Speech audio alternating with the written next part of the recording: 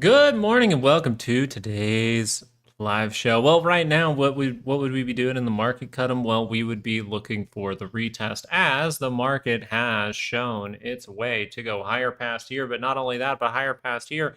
We're always open to what the retest yesterday, right? Remember yesterday we were like, we're always open to something like a retest of 598. Down to lower levels. If you want the exact level, it would be like 598.60, I believe, somewhere in here. But you have a daily expected move right there. So our assessment was maybe we actually see a bad reaction to retail sales. Um, that reaction was to the massively negative number. So the massively negative number from retail sales, if you wanted to go through that just for a brief moment here, super negative number here, which is pretty deflationary. So really, these yields should be coming off even more aggressively, but notice they're holding up pretty well. So just be aware of that. As it stands for the time being, you are looking for a 30-minute pullback that could retest into something like 598 before actually going higher. Sorry about that. All right. So as of right now, you're just saying overall this is fishing for its higher low. That's really what's going on here. You guys know we were bringing up extended this week to really show this off, how we were going to go. Look at this. We go right down to it. This could already be over if we really wanted to discuss that. Um, you're just seeing what? A higher low, a higher low, a higher low. So from this standpoint, you're not necessarily, say, bearish. Where do you get overall bearish? Well, if the roll starts to take place, if we get some kind of bounce during the day, we bounce up to like 602, and then we start to roll that move. So it's very likely that you're not going to see that roll up and roll down during regular hours. During regular hours, you're really just looking for this to roll up and curl up above that high. The trends are still very positive. We don't see any kind of divergence or anything like that, but let's say thank you to this guy down here for helping us out on the RSI. This is not like bad by any means. This is going to attempt to be good now. So now you'll see if we're able to head up into the end of the day, going into expiration. I do think that this coming down right now could extend the timeline to Friday a little bit better now because we didn't see that upward move first, that then we see this during market hours, then we head to the upside to create some kind of trap, say like tomorrow, right? Because this is including these hours. So I think this pullback actually potentially opens the door to Friday, where you could be like curling down a little bit now. You see a big reaction. Then you actually pull back maybe a little bit with expiration, and then you see upside into that OpEx where it then sells off. Or we're just going to walk ourselves into that expiration trap. So there's still the other thing we're paying attention to. We would love for a 30-minute divergence to pop up here, right? But overall, we're looking for what? If the 2 hour can cross up, we're looking for weekly expected move or any kind of signal up here that's weakness. But if that 2 hour does roll back down pretty quickly this week, we can see that there would be a 2 hour divergence there and there. That's really what we're looking for on the 2 hour chart. You're really looking for that because that will be your big hint. Like this could be a lower high right now. We could take out this low. So that's the other way to head down, right? You take out this low, you see a big move down to here, and then you see something like this. I don't think you're going to get that. I think you're going to see this go to higher levels first and then maybe reject and come off. I think you're going to see it go to higher levels first, then reject and come off. It's weird. Oh, Thursday's open in the morning. I didn't notice that. Thursday's a half day. Okay, cool. I thought it was a full day. So really, if we're just paying attention to what we're supposed to, it goes, okay, above this blue line, everything gets risky, right? Above this blue line, everything gets risky that you're just going to do this on Friday. And that's how you really read into it. So could we squeeze? I didn't notice we were going to be on for Thursday as well, just for a moment, it seems. It's so weird. Where was this? Where did I see Thursday? I literally just saw Thursday. It's so strange. Weird. Maybe I just scrolled over like the next week or something like that over here. I don't know, but I saw Thursday for a moment, so that's really strange. I swear I saw Thursday, 8:30, Thursday, 12:30. Um, Weird. Okay, whatever. So For this, though, we're still paying attention to the same thing. We are looking for some kind of topping signal this week. That is the honest opinion. We know that it can drag out, right? Stocks can do crazy things, but we see a window of extreme weakness during expiration on Wednesday and Friday, where we are looking for the market to celebrate something and then end up dumping off with that 2-hour divergence. So that's all we're watching for. We're watching for the signs that the daily is going to pull back into here, or the daily is going to pull back into my little circle that I'm going to leave down there for July. See if we can get down there by then. I think it's possible. I think it could leak out into the end of the month. Volatility, let's go talk about that for a second. You see volatility trying to curl up right now on the 2-hour, right? It's trying to go. It's saying, hey, I want to curl up right now, right? It's saying, oh, I got to curl up. I got to curl up. The only problem here is you're curled down in the 30-minute. All it has to do is rotate down, break the previous low, and we can start to head down, down, down. And so what you're looking for here is, I think you want a big move from volatility to go down past this low. Then you want to see those little reactions to kind of set you up that reversal signal by Wednesday. This is what I'm going to be looking for, this or a higher low. But volatility making a lower high again that is more dramatic than the last one would be interesting. We'll see if it's able to scoop back up and things like that. It is positive in positive territory. This hasn't confirmed down or anything like that, but here in like 15 minutes, we could see it confirm down and see if it's able to make the new low to roll that, and then we could see it start to form some signals to turn back around. If it's going to go up right now, you look for a break of the high. If you break that high, it's the 2-hour is going to be crossing up, and we might just take off, and you look for a 2-hour divergence or something like that, but I just don't think that's on the table yet. I'm fine with being proven wrong with that. I just don't think that's really there for the time being. I just do not see a big dump right now taking place with the structure that we do have. All right? Thursday isn't open. That's what I was saying, but for a moment there, I like held it over here. Maybe I accidentally looked at like Tuesday, and I accidentally like just thought it was Thursday. I was like, what the hell? Thursday has a half day? Army had a half day. Come on, guys. You gotta watch Arrested Development. You think Iran and Israel affects the market? I think Iran and Israel will be an excuse to affect the market, yes, but I don't think it's an actual like World War III. I just don't. I think it will affect the market. I think it already is. It's affecting people's decision making right now. But I'm more in the line of fire of just like, yeah, Buster, man. Buster's the best. Army had a half day. Look at all my awards. um, yeah, I think it's just another excuse. Like so in 2024 and 2025, we saw random attacks multiple times.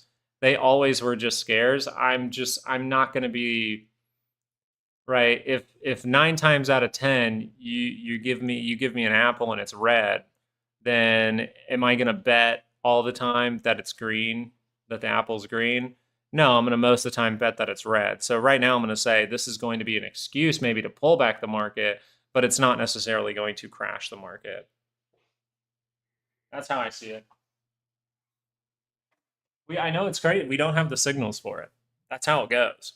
Like it's going to be really weird to people who are new to technical analysis, but you don't have the signals for a crash. You kind of do have signals for a weekly move down from like, I believe IWM, but that signal isn't even on your RSI, right? It's on your MACD. It's not on your RSI at the same time, right? MACD, you see RSI, not there. So this means what? Well, we could go lower. You can definitely go lower, right? You can come all the way, you can come all the way down into something like 205 to figure your stuff out, or you can dump off a little bit more, right?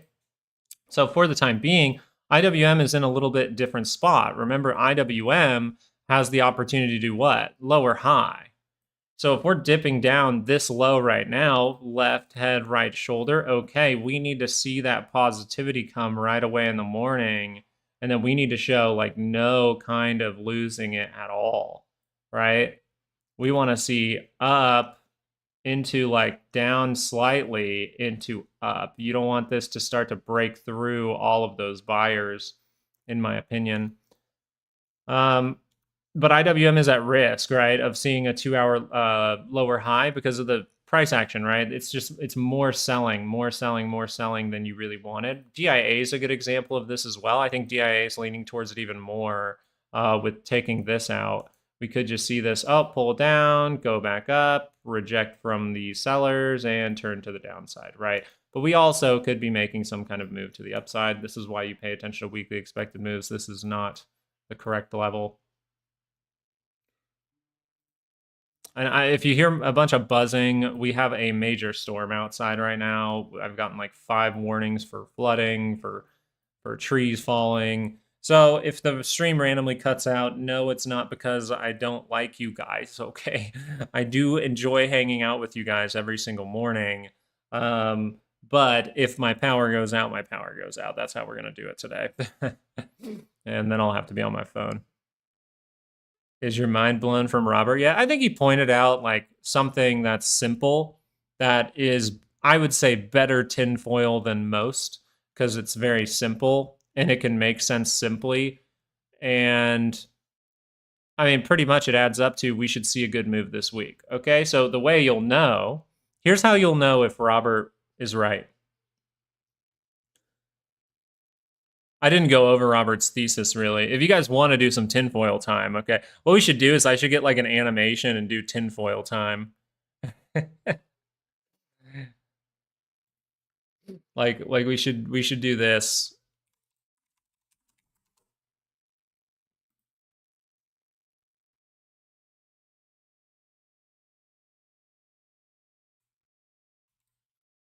All right, guys, welcome to tinfoil time. That's Robert. It's not Robert, guys, but you guys want to do tinfoil time? We got to pay attention to this market. It's called Lotto Stocks. Ever heard of it? Tinfoil time. Here, maybe here we'll go put this guy over on. We'll go put it on GME, and if we get a lull, like if it gets pretty boring in the morning here, we'll go over this guy. We'll do our tinfoil time. All right. Just I don't know who this dude is. He's the first image on Google Images. When you type tinfoil hat, this is the first guy that pops up on Google Images. Still open to the 30-minute divergence for GME, still open to the 30-minute divergence for AMC. Remember that I was pointing towards the target of about $3. This is where I think that AMC will be able to catch some ground. But hey, if it catches that ground before then, if you see a 30-minute divergence confirm here, what do you think is going to try to happen? You're going to try to take out this high. That's when you say, all right, I'll bet on that. And then it goes like this, and you have a nice trade from here to here. The other side of that is if you wanted to be patient and just say, okay, I know it's turning around. I want to see that retest to go higher. Okay, then you can make decisions over here. This is how you rotate back up a 2-hour chart. You have to understand the 2-hour chart is extremely negative. So if you run your head into something up here and you start to see like 30-minute little divergences like this, and then you start to roll, you just got to watch out for that. If you start to see a 30-minute lower high, you have to watch out for the 2-hour rolling. You can actually see how this would want to break down. It would want to use this. It would want to see a reaction up in some way, reject that reaction, show that pathway down, and then we could see something like this to break down if we really wanted to. That's how you break down even lower, though. That's for AMC and GME, right? Those are fine. We'll revisit that and do some tinfoil time later. As of right now, yeah, you want to look at things like that are honestly some things that are very interesting are stocks like AMD. So I will go look at that. I think it's interesting. As of right now, I believe it is still holding the 2-hour. I got to get it to load. It is still holding 2-hour divergence. So you see this, all right? And then you see this, all right? If it mainly, it's like if it's on the RSI, I like the RSI actually better because the MACD can overextend here in some ways. So for this scenario, I'd be watching my RSI closely. But also the RSI can tell you a lot here, or I'm sorry, the 30-minute could tell you a lot. If the 30-minute pulls back in some way, it wants to come down into here. It's not pulling back right now. So what you'd want to see here is maybe that 5-minute divergence that then rolls you. You come down into 121, 122, and then you head higher. And if I look at my other charts, we can look at, and this is what we're going to do tomorrow. I can look at this and say, okay, 121.86 is an important level and 124 is an important level. So I'd be paying attention to 124 right here for the 30-minute pullback, or 121.80 right there. Wouldn't you love to tap in this zone? And then you maybe set a trap. All right, so AMD might need to breathe for a second. It can breathe, breathe, breathe, breathe, breathe. See that upward move, and then you watch out for that Wednesday close. Bam. And that can confirm your 2-hour divergence as well. So just be aware of it. I'm still in the assessment that AMD wants to daily pull back as of right now. It's saying like, yeah, I want to extend this move. I don't know if you're going to extend this move just yet. We'll see. We'll see. You got to really pop off. Like this needs to break through 132 and start to dabble in this area towards 140 to really be back on the bull. To have no risk of seeing some kind of rug pull, you need to see this kind of burst higher and then set that floor a little bit higher up, right? Just like we did right here. You need this to extend and then show that, right? This is kind of the moment where you're right here, where you still have the opportunity to go down. This right here still has the opportunity to go down, right? So what you want to see is that big moment like that. You want to see a big move to the upside now. You're in the same area on the R side too. So you want a big move to the upside if you want to remain bullish on this. I have the assessment that AMD is going to see a daily pullback soon. I think that daily pullback will take you to something like 110 or all the way down to 101. USO? Oh, USO. USO, remember, we pointed this out for just a brief moment, and wow, what a move from USO. Able to do it. Look at what we have drawn up. This is very, very nice. So now you're looking for it to show its head above here, go into this gap, maybe to find that resistance, then roll down, give you a daily pullback to take care of this gap, and you can head to the upside. You do have the availability to go all the way back down to test these type of levels right in here. So just be aware of that. This daily pullback can be mean. Now, if USO is going to daily pullback, let's say if, right? We don't know exactly if it's going to, and it doesn't really look like it's going to right now. It looks like it might want to continue the move in some way, actually. For the 30-minute, you see potential like a divergence can form here. That's where the 2-hour can pull back into this zone. We can start to set kind of a left shoulder. Then we can come down, maybe get that right shoulder and kind of do this to head up again. That would be fine. I'd be fine with that. But overall, still, if the 2-hour pulls back, you're looking for the next upside move. And then that's more like your trap signal. And so it means maybe around here, you potentially see some things subside on the whole war side of things. But as of right now, it's not. I'll do U.S. oil maybe in tonight's video, okay? That way I can take a deep look at it for like a solid 30 minutes. Yeah. Meta's really interesting. I think Meta's great. I think Meta's going to be great to us. You can see what I have drawn up for it. I would be fine with Meta pulling back. I'd be fine with Meta going up. Like, look at this, starting to go up on that MACD as well. Bam, confirmation. Confirmation already happened. Confirmation already happened. So I want this to extend into tomorrow, right? Maybe into end of day, and then start to roll. I want to see a 2-hour divergence right here. This is why we're going to do a public-private stream. We're going to give you guys a taste of the private streams towards the end of this week, like tomorrow. So if you want to join for that tomorrow, maybe even Friday, we do utilize my other charts and our weekly and monthly expected moves across the board, and we can actually look at this thing together on Meta and really decide like, hey, is this a good setup, right? Do we have 3 to 5 reasons? As of right now, we've already tested this trend. That is a trend, by the way, in the extended hours, but we have tested it already. I wonder if we'll test it during regular hours. It does look like a squeeze into dump, but it could take its time. I think this is where, so remember at tops, where's a good version of this? I guess at like even euphoric tops and stuff like that, you usually see volatility start to increase How many days was this? This was Monday into Tuesday, into Thursday, into Tuesday, right? So you'll see like the price action will start to kind of spread out. And you kind of notice that from AMD. What's overall happened here? Well, originally we were kind of tight, and now you're seeing it what? Spread out. So now is where you could see those sporadic moves that end up collapsing you like this.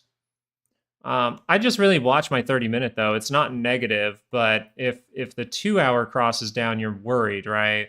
But if the 30-minute just goes, then the 30-minute goes, right? If AMD wants to squeeze, well, then it just needs to hold this 30-minute and hold that 9, hold the 5. As long as it's above the 5, by the way, it can just keep going up.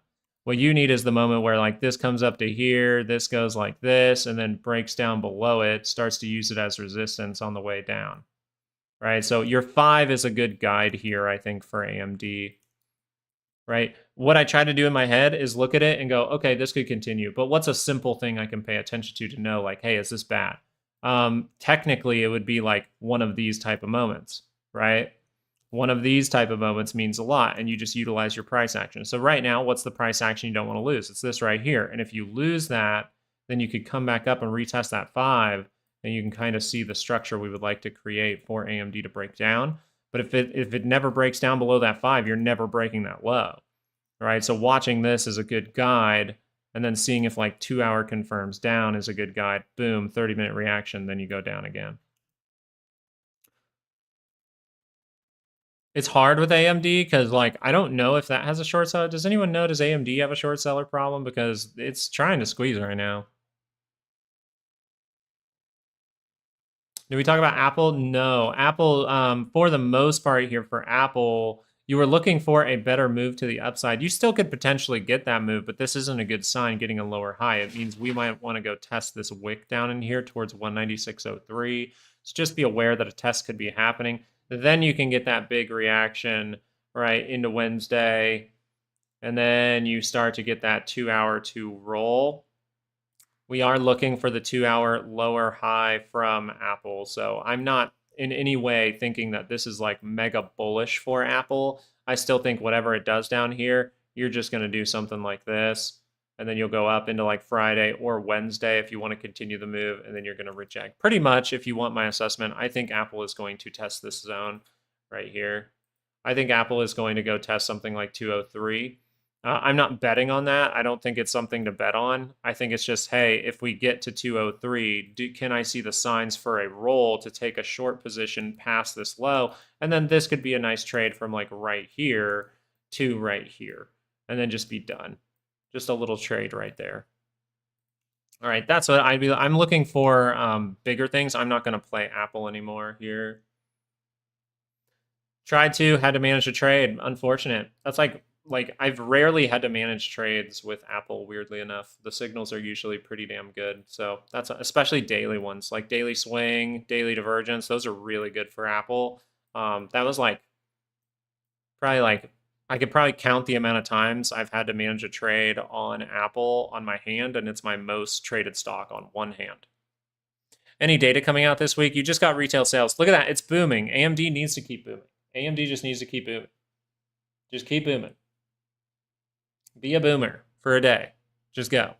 As far as data this week, you already got retail sales this morning. That came in extremely negative. It was supposed to be negative 0.4, negative 0.7, previous negative 0.1 revision there. And then we see that the retail sales month over month was negative 0.9. Big deal there. Is there any important data? Well, you better be paying attention to tomorrow, because you not only get building permits and housing starts, but at 1 p.m. Central Time, 2 hours before the close, you will get the Fed interest rate decision. You will get the FOMC economic projections, and then 30 minutes after that, we will see the Fed press conference. I just tongue twisted myself.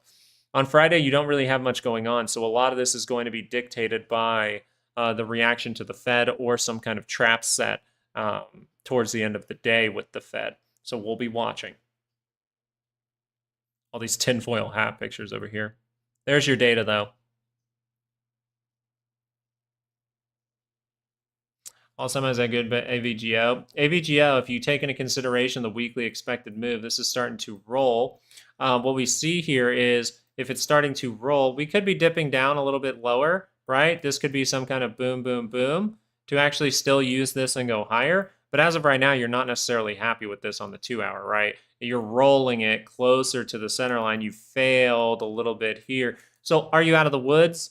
I would go into my 30-minute chart. I would look if we're able to break this low and say, yeah, we're going to distribute down into this wick, right? That's how I would read into it.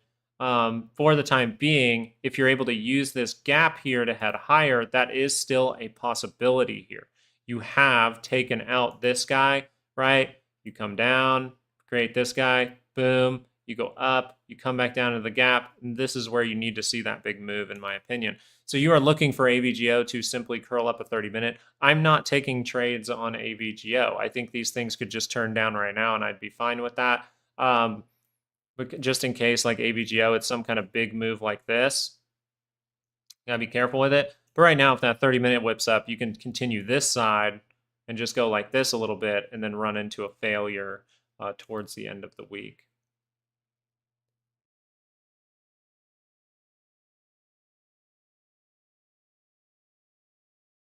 Yeah, I don't think plays are like super easy. I bet day trading's not bad. The trade for Monday was really good.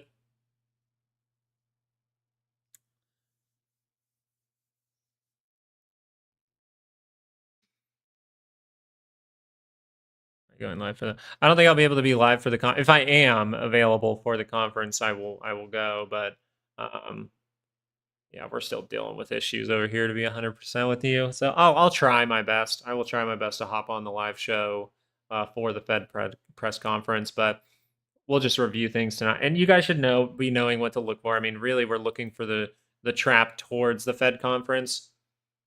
Actually, that's tomorrow, right?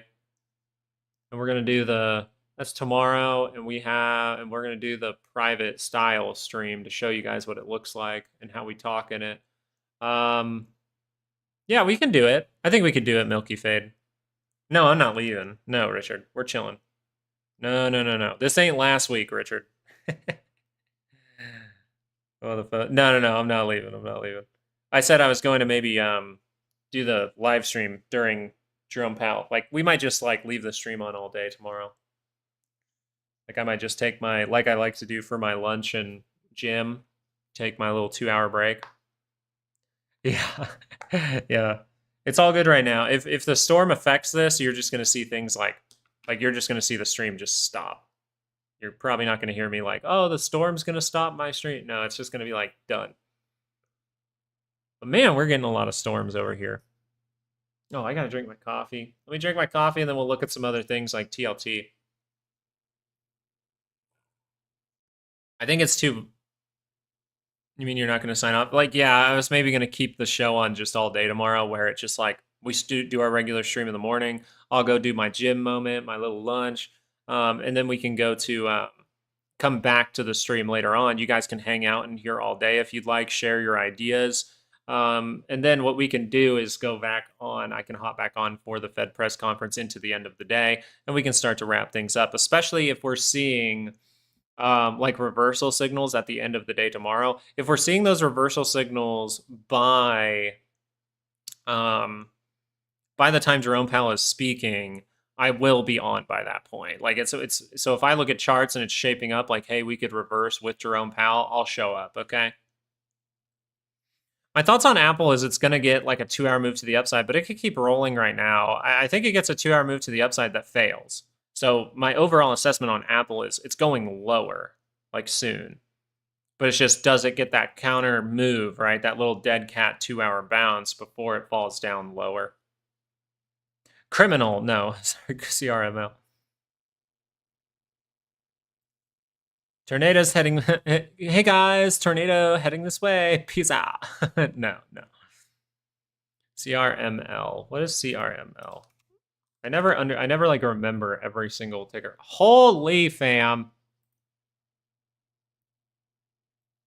Okay, there is this tiny gap here. Wow. Wow. For this one, a lot of flatness down here. Ooh, yeah, a lot of flatness down at these levels. Divergence actually showed up in here. Probably better to be shown on like a 4-hour chart. So I'm guessing weekly was able to cross with this. Weekly was able to cross. It actually crossed on bad confirmations, then a good one. Then we see the gap up. I mean, there's very simple ways to break up and break down now. What you would be really looking for, I'm going to do this for you, all right? If you get the chance, and this is going to remain positive, you have to have a plan for if it goes wrong. This is where you're looking. This is exactly where you want to be looking, right? We want to be looking at this zone. And I'll even do this. I'll even include in that zone that little gap. Yeah, I think there's like a little gap here I want to slightly include. Yeah, we'll just include that bar. It doesn't have to be exact, but this would mean that you're looking for a 30-minute pullback into this zone. If you see the opportunity come and this 30-minute pullback goes like this and curls back up, awesome. If the 30-minute needs to break down a couple times, boom, boom, boom, then it'll still be positive and curl up into positive territory. If it wants to come all the way back down, boom, boom, boom, fill that gap, then turn around, well, we can still be good. We want to talk very positively about this as this is seeing positive price action. So if the 30-minute can remain good here and just keep going to the upside, that'd be fantastic. What I'd probably be doing is be looking at my 5-minute chart and seeing that we broke this low right here. So since we break that, you have to be aware that you're very likely for another push down. And you could just see a very weak 5-minute reaction to like here, and then end up breaking down even further. See if you can hold up at the wick, but right now you would say you're going to break down further. Then around here you might get a counter bounce. Then around here you come down to lower levels. Then you actually scoop that thing up and there's your 30-minute pullback. Right? This could all take place today. I don't know if this stock has the volatility for it. These things like pullbacks and things like that, they like to do the big reaction and then they like to sit around all day and do one more reaction at the end of the day. So we'll be watching. If the 5 minutes able to curl up, though, I know it's positive. That can be the next time that it does this. But as you've really like lost these areas, it's kind of leaning towards like, hey, we're going to at least see this before we go higher. So what can you watch in the near price action? You can watch for a higher low. You can see if this is able to go up past these levels, then come back down. And then if you see that 5-minute just whip back up, right? You see something like curls up, curls down, whips back up. That's the time where it can violate this lower high. And that's how you end up testing this high up here. So now you kind of know like a bullish and bearish ways this thing could move. That's a 5-minute chart though. 5-minute charts can be wild, right? You got to be quick with it. I prefer just looking at a 30-minute, and if it gives me a 30-minute pullback, it gives me a 30-minute pullback. Have you ever seen moves like this before? No? Oh, it's an old one. Oh, great investment levels then. You know, if you were wanting a stock that's just like cheap, if you know more about the stock, I don't know much about this one. During the private streams, we are very focused, just so you are aware. If you are here and you are not part of Patreon and you are joining us for the public private stream tomorrow, how we like to do things on Sunday and how we're going to do things a little bit in July for our some of our newer members, right? We're going to create that new tier. Just note that I might not be clicking around to random stocks like CRML. We're going to really be focusing on that day. We're going to be focusing tomorrow on movement for the SPY and movement for the stocks that we do cover. We're going to be really looking at things like Meta, AMD, Amazon, all of those, Nvidia. We're going to be looking at all those, okay?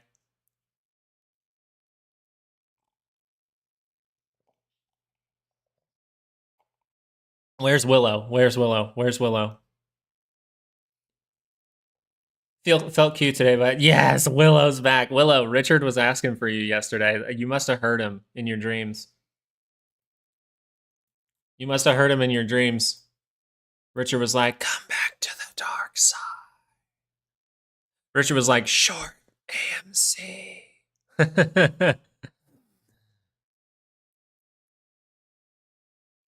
Wait, did I miss something, Willow? I'm sorry if I totally forgot. Willow, what's up with the heart? I gotta know these things, man. I totally forgot. I don't know if we saw that. TMC? If you're just gonna show me squeeze plays, were you in them? Yeah, were you in this? Right? I had a pig heart transplant. Really? No, you're really? Bro, don't mess with me about this stuff. I'm very gullible.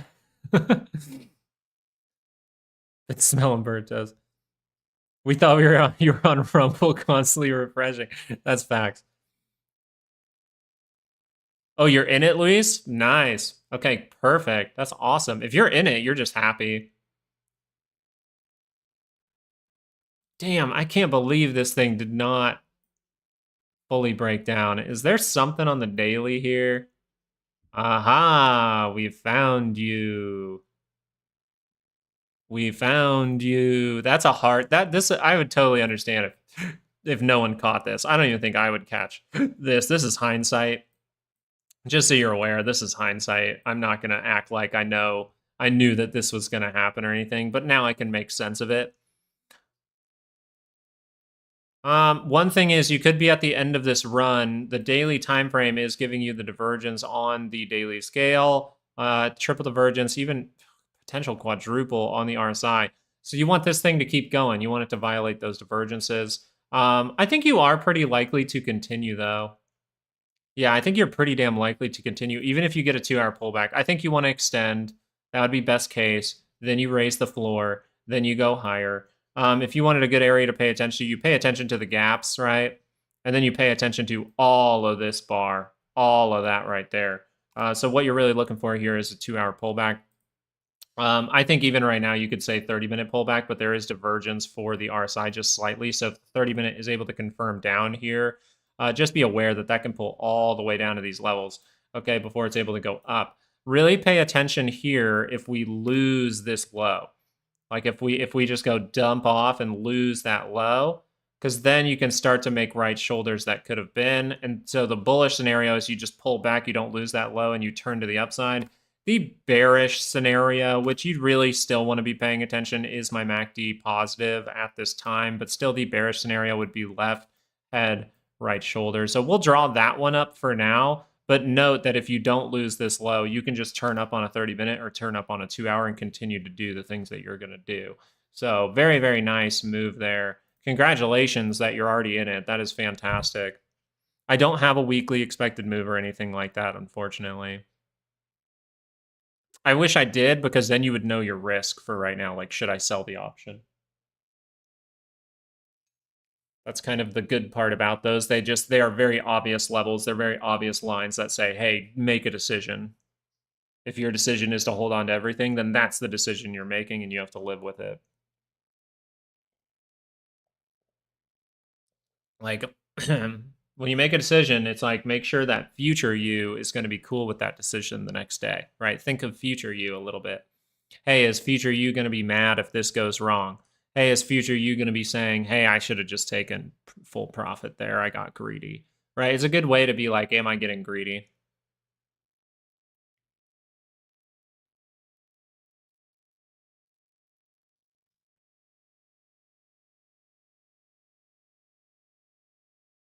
Boom. Nice retest. Now you want to see if a 30-minute divergence pops up for a 2-hour pullback. This thing needs a 2-hour pullback, and this is how it kind of gets that pullback. Do it, bro. Get into these sellers at 82. Actually, don't we have... Oh, fuck. I don't have ranges for USO anymore. God dang it. I should make ranges for USO. I literally have the lines up. I just took it off of our list. Damn it. Sorry, guys. But what you're looking for here is you're raising the floor, right? You don't necessarily want to lean towards this too much right now. You want to say, okay, 30-minute divergence with the sellers. We drop down, come into this area, maybe even take care of gap for a moment. So just be aware of that. And then we just turn up into positive territory. All you need to know is this. This is extremely positive. So the next time that you curl down, as long as that's not like really aggressive, the 2-hour pullback, the 2-hour swing trade is the next easiest play to execute on.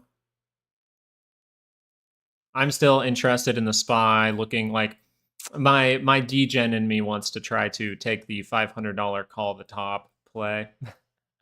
Just gonna be honest, that's what my brain is at right now. It's like this is when markets are fun. I think is when they're trying to make a top or trying to make a bottom, and that's where I have fun with it with $500 like every time.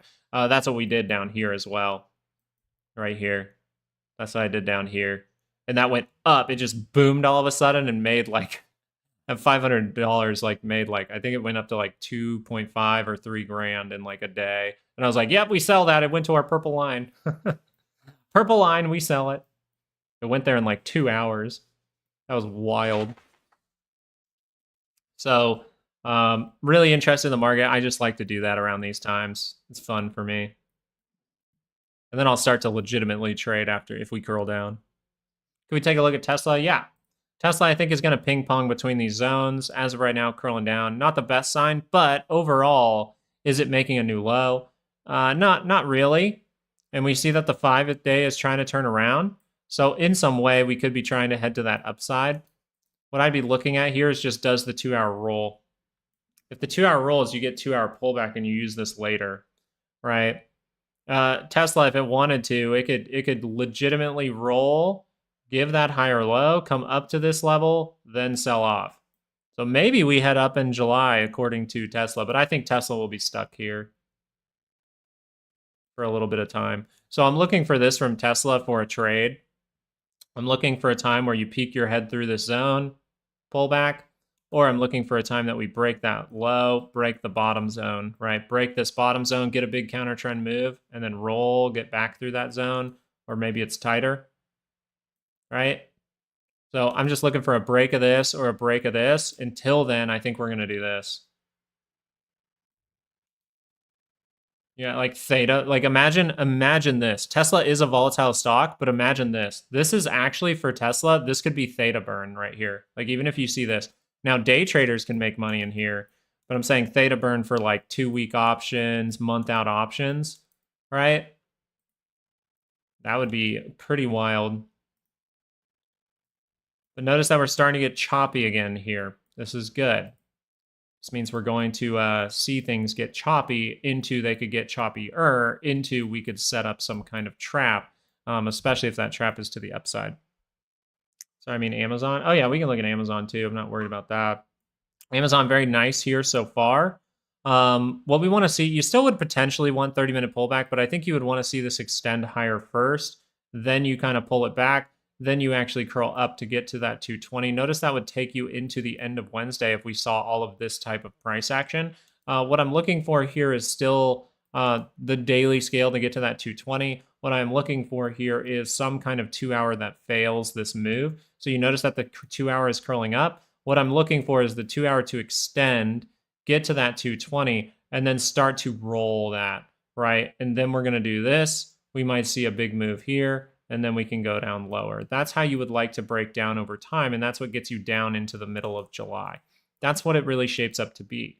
If you take into consider expirations, you would go, okay, around this expiration right here, on this Friday, we were coming down into it. We finished down into it. We get a pop early on, and then we start to rotate down, right? So if you're going to say expire here, right, you expire, then you get the pop down that then turns back around. That's all I'm really talking about. I just think it might take its time a little bit. Like this. Then we might go into end of July or mid-July, depending on the price action. I kind of like end of July because I think that adds up to the, let me look it up. Let me look it up before I say it. I'm pretty sure when's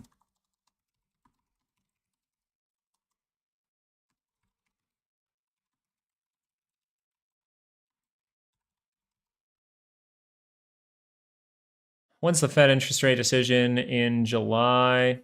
July 30th. So on July 30th, I'm not expecting them to cut in July. I'm expecting them to signal for potential September. And then we're going to like price that into October, go through a pullback, then you'll get some kind of Santa rally in some way. So it's like pull it back now, Then maybe we pull back all the way into July 30th, right? And then we scoop back up. And then you see upside, upside, upside into that September where you actually get the cut, and it's kind of a sell the news event like this. We just go euphoric into September. Then you actually sell that news to retest levels to actually head higher later on. And this could be more drawn out than I expect. So I'm not necessarily bearish. The way that I would get overall bearish is we have to start losing some stuff. We have to go like this. So yes, I do think we're going to get down there, but I'll look for this bounce to fail, and then we can go down to lower levels. So you're looking for something pretty aggressive here if you're thinking like Amazon's going to collapse down. Same thing goes for the market. You're looking for something really aggressive that then bounces, that then goes really aggressive again. Like take these levels out and then bounce. Get these off the chart. We have too many lines. Those were options expirations. We were showing reactions too. So that's why I kind of have this area circled over here. I think this is about the timing. We'll see if I'm right. I put that circle up for fun, right? It's fun. Challenge yourself. Be like, hey, this is what I think right now. And then if things change, you can change it, right? Nobody's going to hate you if you move a circle. They'll still wait for more data. I know, but they might like hint that they're open to it in September, and people could celebrate that. I think September you have a higher percentage chance for a cut. We can check those percentages too as we get updated data. I'll check them right now.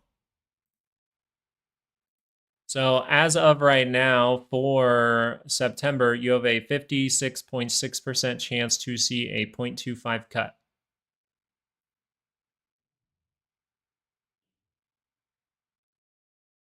And the higher percentage for September is 41% chance for another cut towards December.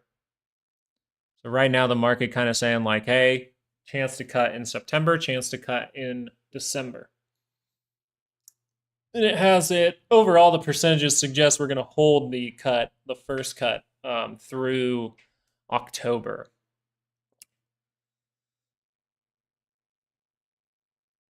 We shall see, my friends. We shall see. Looks good.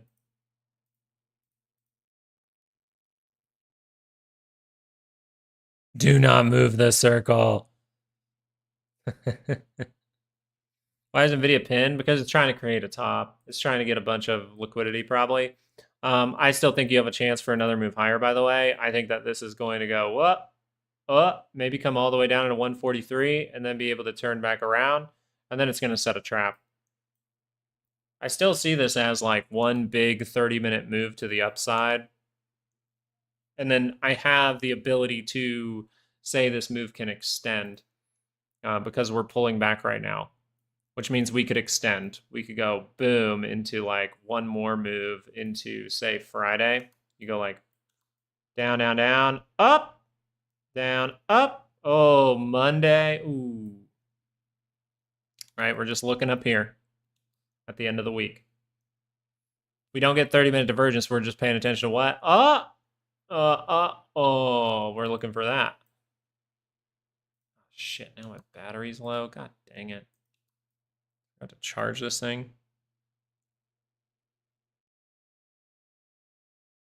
Have you seen them talk about GDP? Here, I'll do this.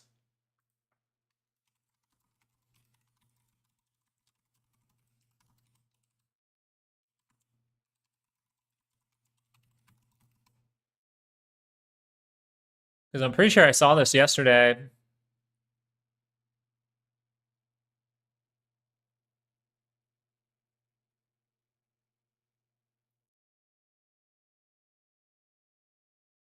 Like there was someone.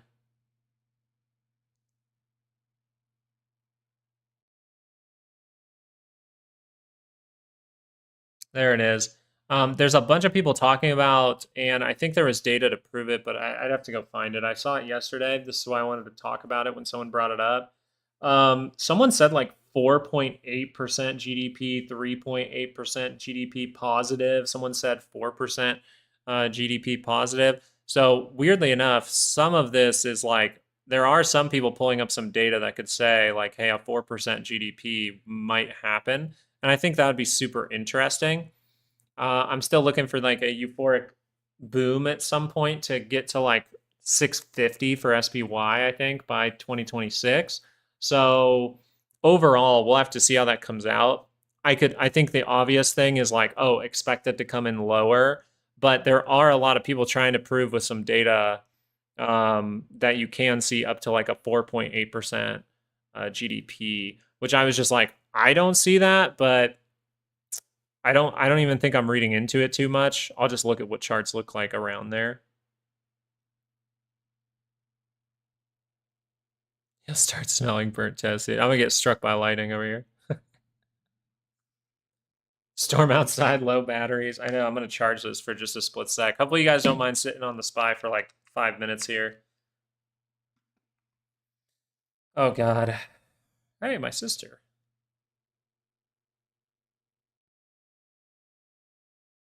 Yeah, it's hailing now pretty aggressively at my sister's. Good thing she has a nice deck. That thing ain't gonna get ruined. Oof.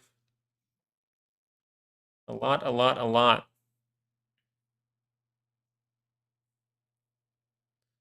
Click around on my other charts or something. Man, you hope US oil is not just setting up some kind of trap.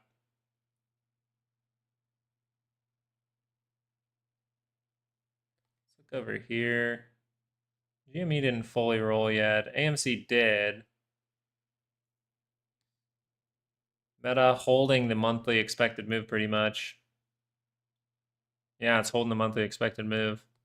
Microsoft. Microsoft, that is like a topping signal, but you see if it can go for one more little push higher, some kind of FOMO push. I can talk about Reddit over here for a second. I don't have my mouse is dying, so. Oh, okay. Reddit's going up. You look for pullbacks. That's it. Wow, what a move. Why did Reddit see that? Oh, because it had a great retest. That's why. Holy crap. That's pretty much what the market can do.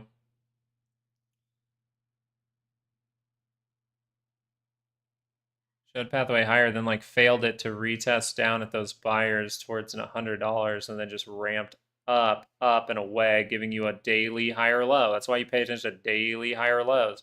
The daily higher low swing trade said buy me at 108, 108.50, 109.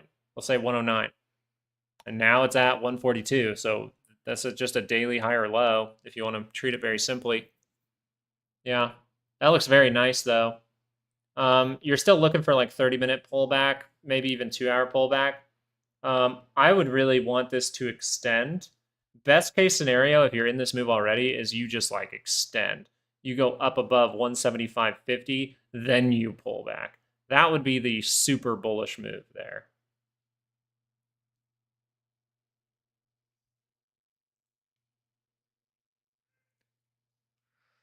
We're gonna have a great, beautiful bill for cats and dogs. Oh goodness. It's gonna be huge.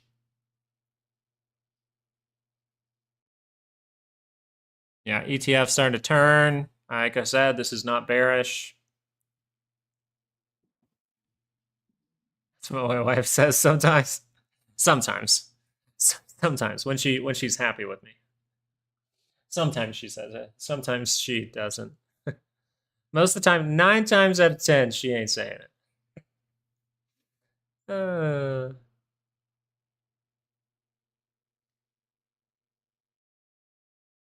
Yeah, GME's not giving up yet. It's just not necessarily like a great look. TLT. TLT's got to show you better price action than that. IWM needs to see a burst to the upside. That laugh had pain.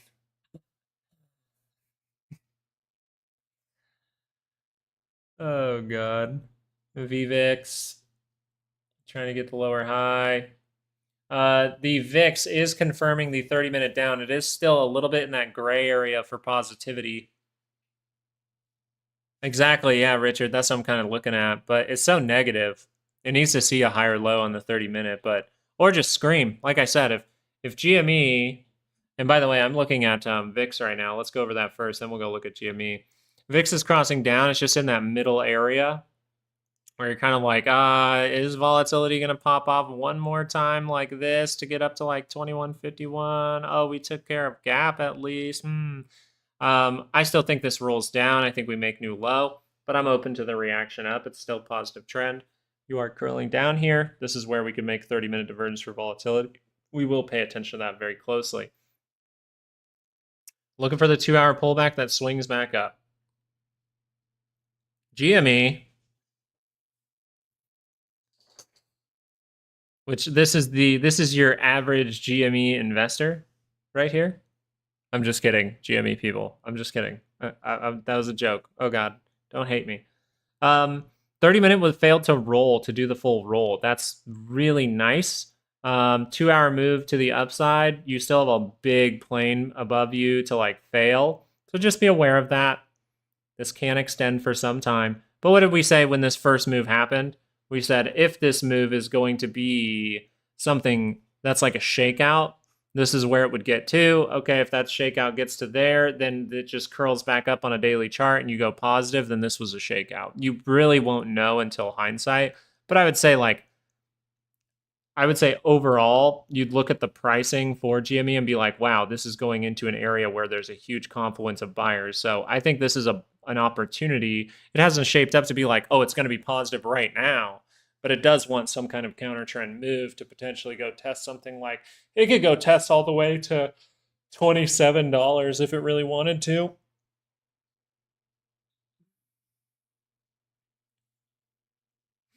Yeah, you really can't. You this is your Discord membership right here for Roaring Kitty. You have to be wearing the helmet, right? You have to be wearing the helmet to get information from Roaring Kitty, all right?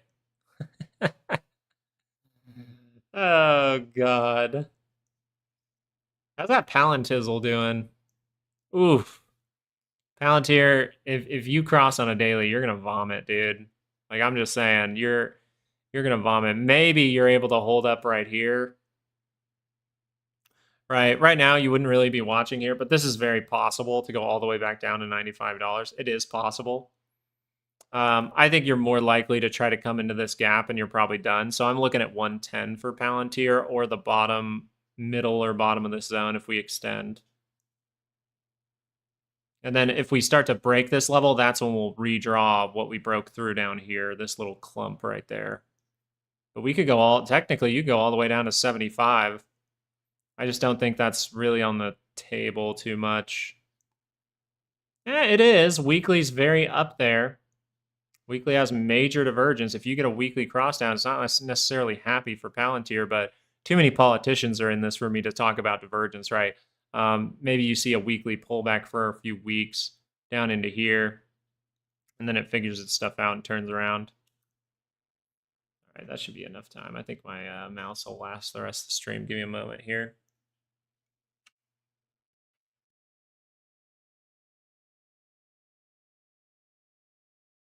Do we know what Palantir does yet? It goes up as more politicians invest in it, so that's all we know. They spy on the American people, probably. So of course, politicians want that stock to do well.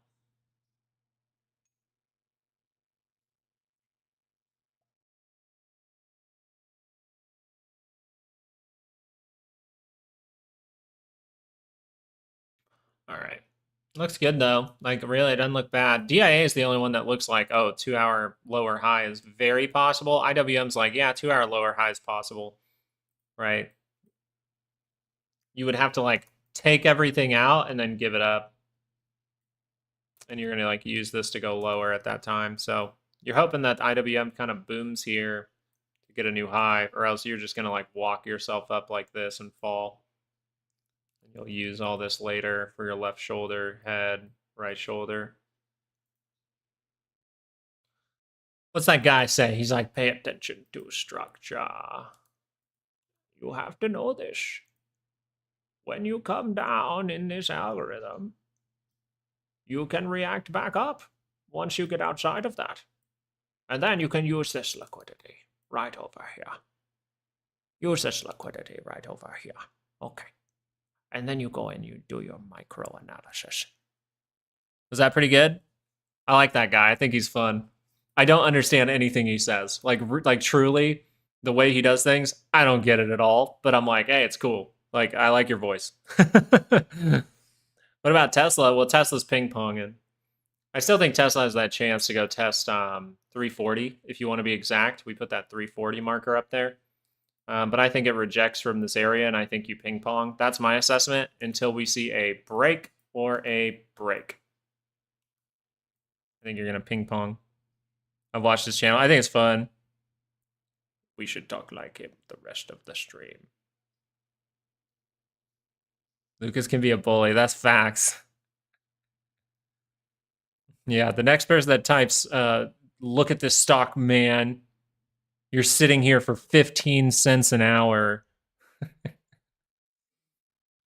Josh answers. I don't know who that is, Miguel. No, Miguel, you're one of the good ones. I don't know who that is. I really don't know like YouTubers. The only ones I know of are the ones that like you guys bring up and the ones that I trust. Right? I think the only one that you guys really made me look at was a REIT trading, and I haven't watched a REIT trading for like 2 months. I go look at thumbnails and get an assessment for like, well, I guess, thumbnails are different because a lot of the time, if you have to play the YouTube game, you have bearish thumbnail with a bullish thing in it. Sorry, that's the YouTube game. I'm sorry for you guys who are consuming, content. You get really confused by any thumbnails. I try my best not to do that. But that's the truth of YouTube. A Bane impression? Oh, I love Bane impressions. Take back your city.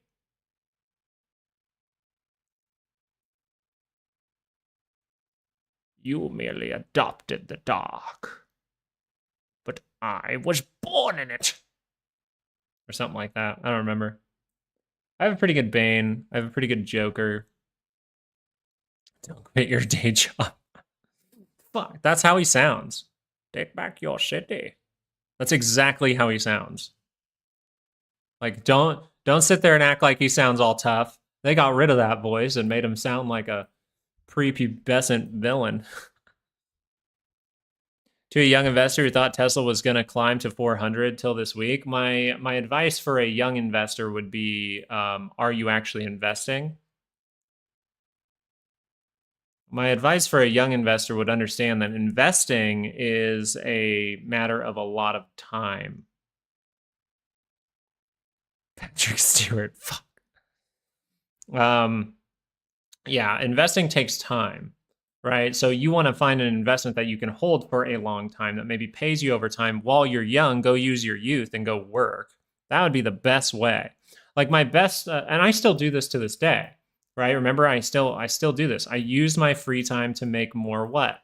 Money, right? And I told you guys this when we were talking about my YouTube channel. I still had my marketing job. I was like, I'm hoping to just, utilize my free time to make a little bit of money. And when YouTube surpasses the marketing, then I'll stop doing the marketing. I'll start to do YouTube more. That's why we're opening things up and trying to do even more in July. We're trying to push it over that threshold fully so I can just be like YouTube. And then at the same time, just do my trading, right? The point of my trading is to give me time in between, right? Time in between. How you utilize that time is up to you. I use it to spend time with fam and try to make more money in an easier way, in a less risky way. And I would suggest if you're young, you do the same thing. Just, if you want to be an investor, just understand, if you're an investor, you shouldn't be looking at stocks every single day. If you're like an investor, okay? Investors do not pay attention to the market all the time. Investors have already potentially made their decisions here and they're done. And they're going, I'm in this. I'm in this. I'm in this. Oh, okay. Bad signal. I'm hedging. One euphoric last push. I'll keep some of my dividend ones. I'll get rid of the risky tech ones, the risky AI ones, the risky any kind of one, right? Any kind of risky ones that you would say would be like, some tech stocks and things like that. Palantir, maybe you're looking at Palantir. Maybe you have AMC and GME. You're like, oh, okay, now those have a chance to roll down aggressively, right? My best advice to a young investor is to actually understand what investing is, how to make good decisions for investing, and when to apply that capital, but understanding that time in the market is very important on the investor side of things. It's very important on the trader side of things, but it's totally different. Investor side of things, you're just trying to hold through crap all the time and make some dividend money. On the trader side of things, you're trying to figure out the reaction for next week so that you can be in the right move for like a few days and make some money a little bit faster. But you're young, you don't have to make money fast, right? And you can learn options as you go if you would like. If you would like to turn it more into a full-time job like I did. But you notice I still like to make money in a way that is safer, right? It is a good thing to do, is set yourself up with not just, that's how I see it, right? I might be different than other traders out there where they just like to day trade. I'm not the best day trader. I can admit that to myself. So I say, okay, but if I extend it out to 30-minute, 2-hour, and daily charts, I'm pretty damn good. But those are longer plays where I'm going to have a lot of time. If I'm playing this 2-hour move to the upside, well, then look how much time I have here. I potentially have a full, what did I say, Wednesday at the end of the day. My time would say I potentially have 5 days. 5 days where I'd just be like waiting to sell that position. Now, you could say maybe I'm reacting here, getting back in here, being very tactical with it. Sometimes I do that because now I'm not necessarily doing the marketing stuff. I'm trying to do the YouTube stuff, right? To make that money safely. It's not a bad thing to try to make money in a safe way with your free time while you're trading as well. It's not a bad thing. It's really not. I do Uber during my free time. Chris is a day trader and he still finds time to go do something else to make money in an easier way. The easiest way to make money is go work at a fast food place, go work mowing lawns, go work at a grocery store. Like literally, these things are easy and they are consistent money. Where it means two things as well. If I work that and that can pay for my bills, I never have to take money out of my portfolio, my accounts. Your mom works. She actually does. She is a nurse. My mother is a nurse.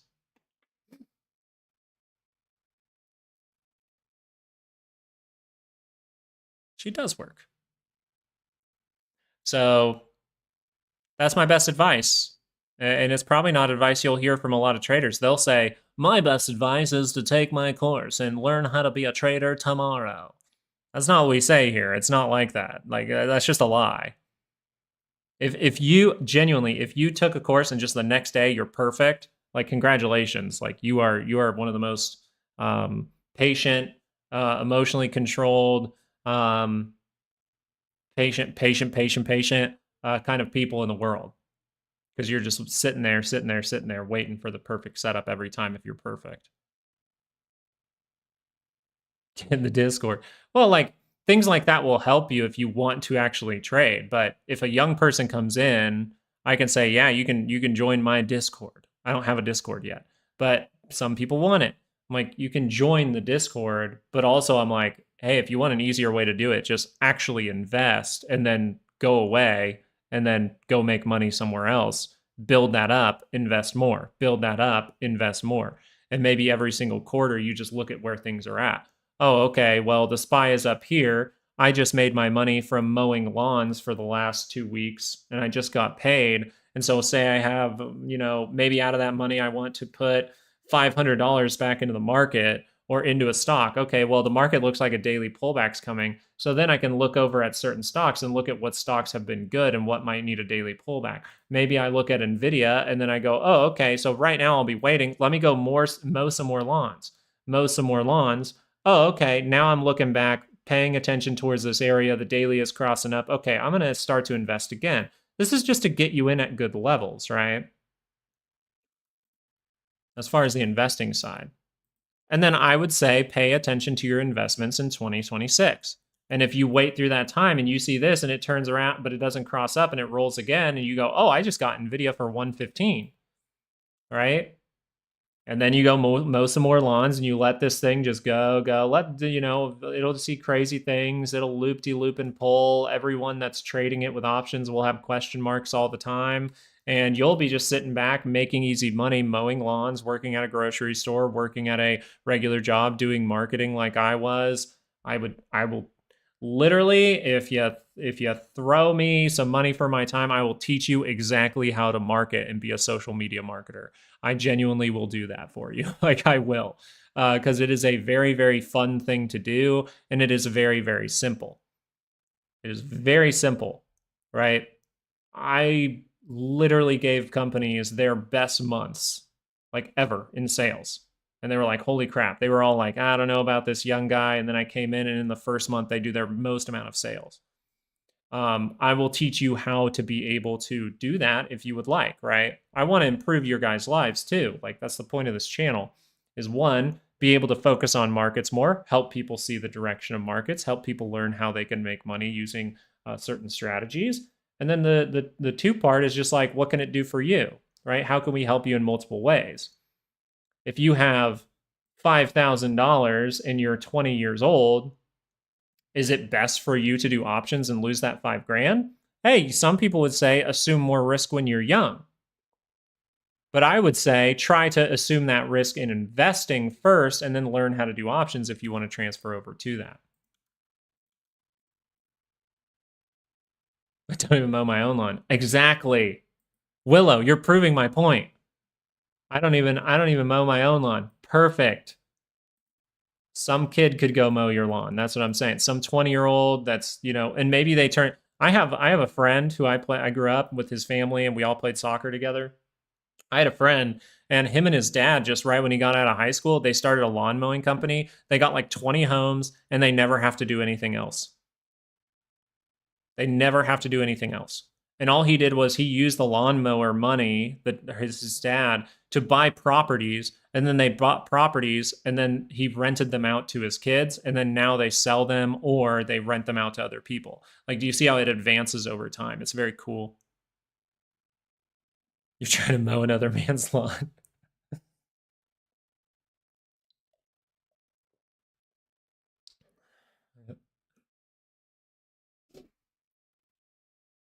But yeah, so I think that's advice for everyone to hear. If you have time, like just you don't have to assume a bunch of risk. You don't have to try to make $1 million in markets. I mean, it's kind of like in 10 years, would you high five yourself if you had an extra 100 grand in 10 years, right? If you have like 20 grand and in 10 years you're able to like invest at the right times because you have more skills than other people, and then in 10 years you have like an extra 100 grand, wouldn't you be happy?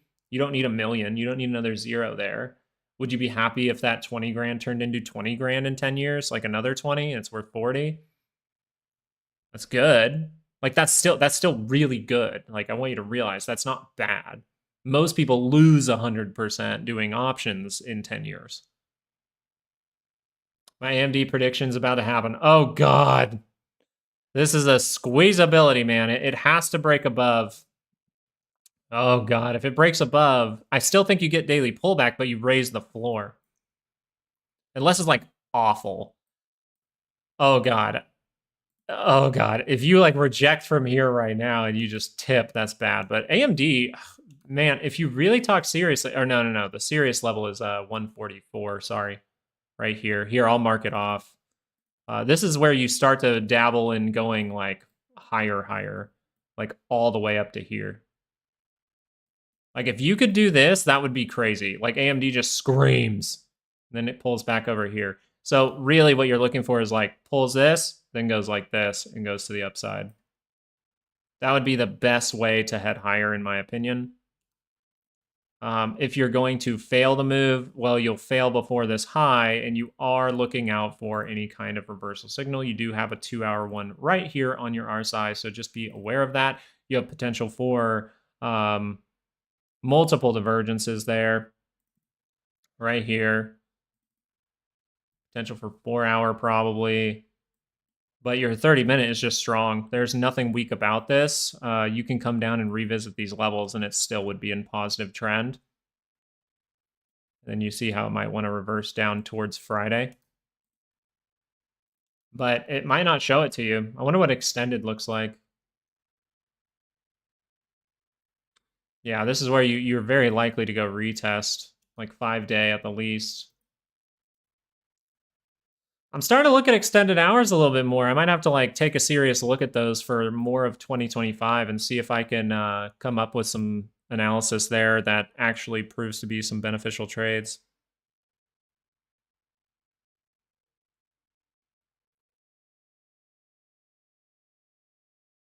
You think 604.30 before pullback? 604. I think you just want to show your head above 605. Show your head above 605, raise that floor, go again. That would lead you right into Friday morning. And you don't even get data on Friday morning, right? So just be aware, you don't get data Friday morning, right? So that means you could see up into Friday as well. We'll have to really pay attention here. This move right now, what did we say at the very beginning of the stream? This coming down right now, instead of showing like up then down, adds up to we can elongate this process. We can go up into down into up on Friday and start to roll at the end of the day. We have done the price action that kind of extends it. But as of right now, I think Jana is perfectly fine to point out, like, hey, watch for if the 2-hour does reverse down, takes lows out and things like that. I don't think that's a bad thing to pay attention. Watch for this too. This will be a very good thing to watch. If volatility is just able to curl up on the 2-hour, what do you think happens here? Well, A, B, holy C, right? Daily time frame going positive, right? There it is. Daily, if that goes positive, that's a lot of things that can happen here. We can go all the way back up to 37 if we really want. But overall, our assessment is the 2-hour will break down further before doing so. It'll set up a divergence in some way, a divergence in some way, and then be able to turn up into positive territory. So we should be able to figure this out, especially tomorrow when we have all of our levels up and we have the live stream up and all that kind of stuff, like the private style stream. It'll be very fun to watch this together. Something's going on in the background. What's going on in the background is FOMOers want this and they want to convince you that this can go higher. And the only way you go higher here is if the 2-hour absolutely pops off. That's the way you go higher. You got to see the 2-hour pop off and show its head above 613.21. You have to go boom into pullback into boom again. That's possible, but as of right now, is it the most probable? Well, it could be, right? The 2-hours turning up in positive territory, right? We'll see if that's able to take place. If that does, we need to see a rip and roar, because if you just see this and then you reject and we see that cross back down and you see this on your MACD and it just pops up, pops back down, where are you? You're really close to the center line with divergences. Like very obvious divergences in the near price action. That's what I want to see, because that's what normally happens.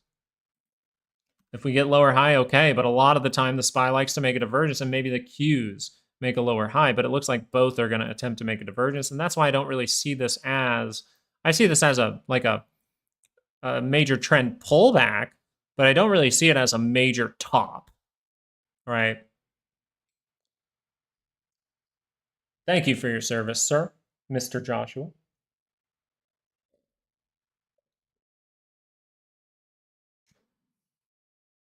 Like I will genuinely look at a volatility position and look at UVXY for next week if we see certain things. Like I might just take volatility out for like a month and see if we end up down in this zone by the end of July. Right? Maybe volatility is able to catch me one big move and then I sell that and it bounces and then I can take the second big move and then we can be down in this area, right? Maybe I just catch this one and we start to turn around. That's why I'm going to look for confirmation over here. I'm not taking from right here to right here. I'm taking from right here to wherever the money is good, but I would like to see where the July monthly expected move is at that point. For now, you're looking for what? Well, you're looking for a move like this that then takes you to next week's weekly expected move. That's what you're really looking for in this area. Next week's weekly expected move downside would be a very good level to watch unless we show that we are squeezing. And I think you've got some interesting things going on across the way. Broken and sore. Well, we appreciate it, buddy. I appreciate it a ton, man. I don't think I didn't like that we were doing these protests during a time where we're supposed to be celebrating the military. That's what I don't like. I'm perfectly fine with protests. I would just like us to not do it during that time. Now, the stuff going on now, I can have my own opinions. It's not necessarily going to help us with any kind of stock market analysis, though. That's unfortunate, but you guys know me. I don't like people dying. You guys have I've always been consistently like, hey, I always just say, unless it's like absolutely dire, we know 100% it's dire, like we should really be cautious taking human life, in my opinion. Google looks a bit neutral. I would have to agree a little bit with that. It looks like it's kind of just stagnant, trying to see what it wants to do. But overall, this is building liquidity. And overall, the 2 hour looks like what? It's down by the center line, right? It's not even popped up yet, but we kind of know it's down by that center line. There it is. So Google still looking for that extended move up. If possible, we'll look for a lower high. But if we're able to go even higher, that would be fantastic. As far as our weekly expected moves, I'll tell you. I will tell you, because we're looking at them tomorrow, I will tell you if you are leaning towards a lower high according to your weekly expected moves. They would say that it's a possibility, but pay attention if we show some kind of divergence right at this level. If we go like this and fail, that can still be a double top. If we go like this and fail, that can be a solid divergence. We'll pull these levels up tomorrow, right? Join back for the public-private stream, where we're going to talk about setups very aggressively. Especially, we might even do it Friday as well. We might do Wednesday and Friday for those 2 different style of streams. We're just going to talk about things a little bit more aggressively and be like, hey, this is how you would actually potentially make money in the move. Hey, this is how you spot certain direction is going to come. That direction is saying we could go down. Okay, so there's a trade if you're shorter term from like right here to right here. All right, now you're going to bounce. Okay, if you're shorter term, there's another trade from right here to right here. If you're trading the whole 2 hour move, then that would be from there to there. Right, we can talk a little bit more in depth about it. We can't do that all the time on public streams, right? We need people to understand this isn't like people trying to, what I'm trying to show you are easy examples of trades to try to execute on. That's what I'm going to try to do.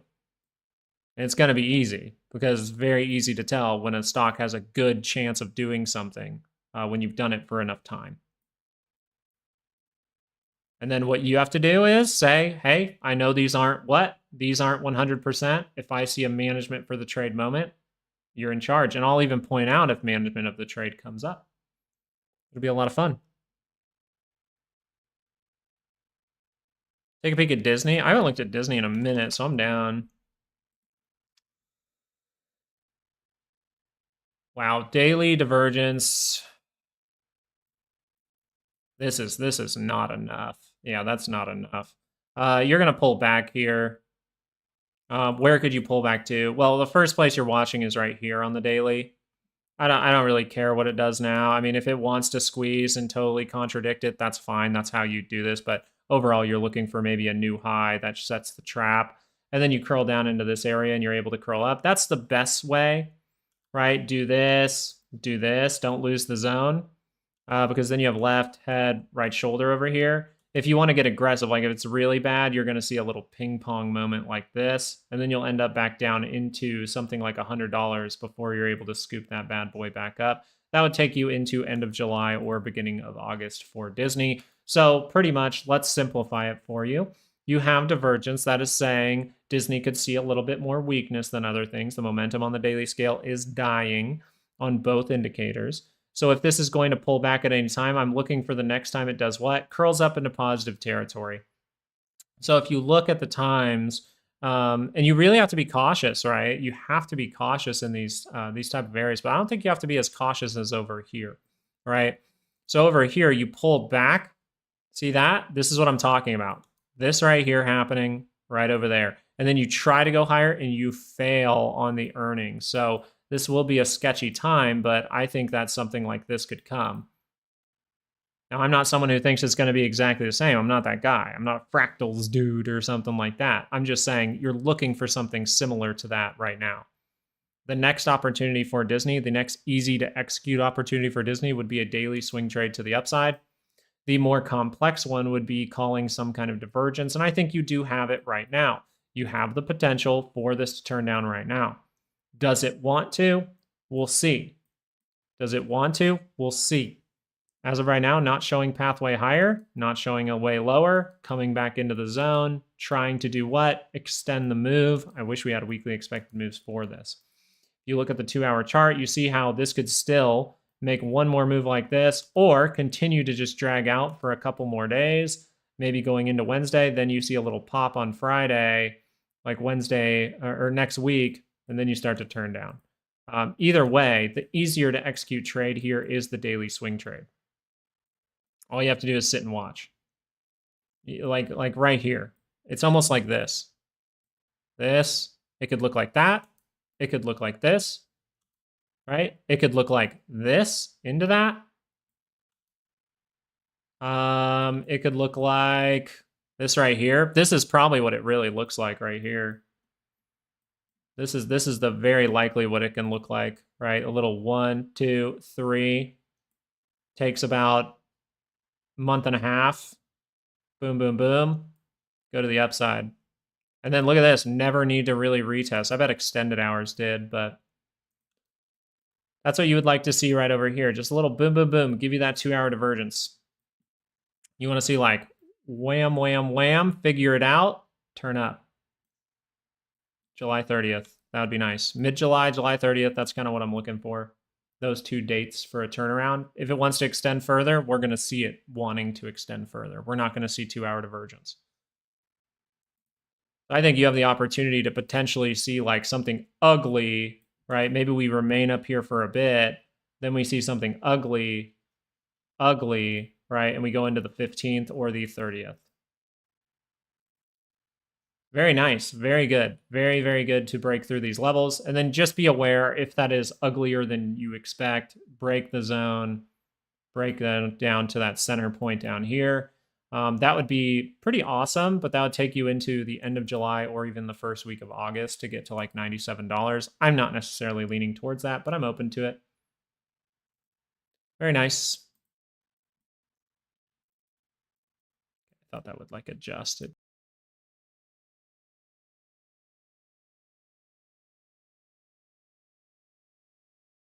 Point of no return was 2009. Point of no return, dude, if you really want to talk seriously about it, point of no return was like, what, 1960? Or like 1970, I think? 1972 or something like that. Like, that was the, yeah, there's no turning back. The give all things to China, go more into debt, spend money willy-nilly started around then. It ramped up to now. It's kind of like peaking as of, I would say it peaked. It could be peaking now, but the peak keeps going higher. We just keep, the politicians just say, we don't have a credit score. We do, but they're all downgraded, but nobody cares about that. So we're just going to keep doing it. We're just going to keep doing it. Tesla's turned down, but just, this could just be a little pullback as well. You do have a lower high, so just be aware of rolling. What you need to see to go higher is something little like this, boom, boom, boom.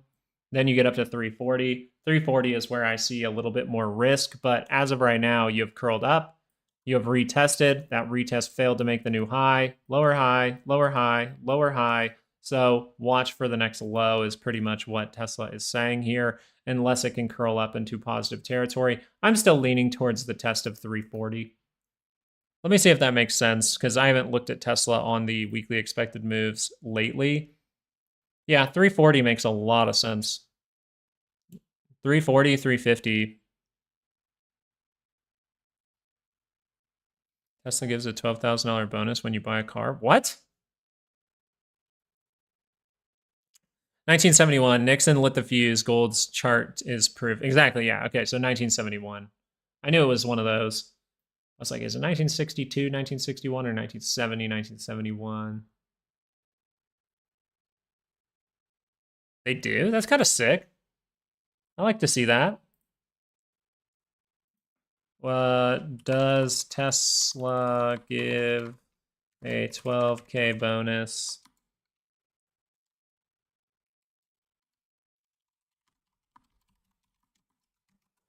Let's see.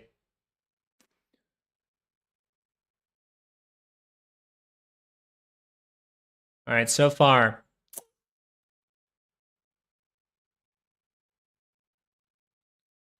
There's no evidence that Tesla offers a $12,000 bonus for buying a car as of June 17, 2025. However, the $12,000 figure likely refers to specific incentives available in certain regions, such as California's Clean Cars for All program, which provides a 12K, which provides up to 12K for low-income residents who recycle an older internal combustion engine vehicle to purchase a new or used electric vehicle, including Teslas. This is not a direct Tesla bonus, but a state incentive. So it seems like select states have credits for buying. That's what I see, unless they're changing things.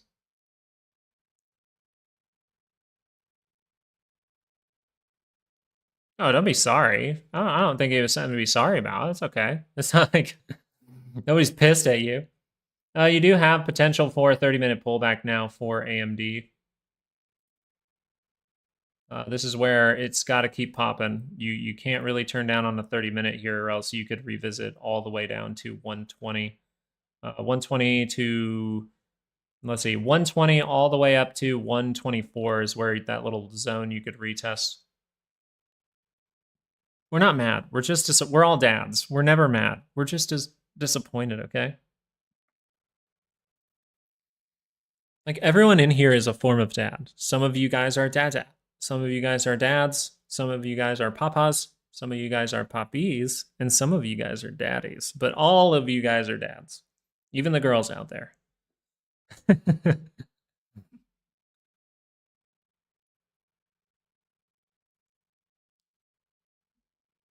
Yeah, you go put your nose on the wall. I'm going to get a piece of paper like my parents did and make you put your nose to the wall for an hour. You have to pin that paper to the wall with your nose for an hour. Holy crap, that sucked. You know what? You know what, Luis? Go do fractals. You should be sorry. Go do fractals. You were abused. No. I always was quiet. I was the good kid. I was quiet for like 15 minutes, and then they were like, "Okay, good." No, I'm just messing with you, Luis.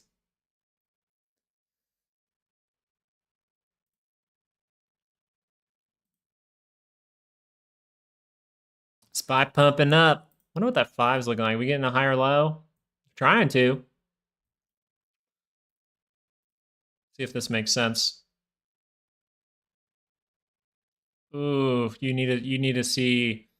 Oh God, you need to see a pretty damn good move here. You don't want to reject from here. That's how you end up testing here.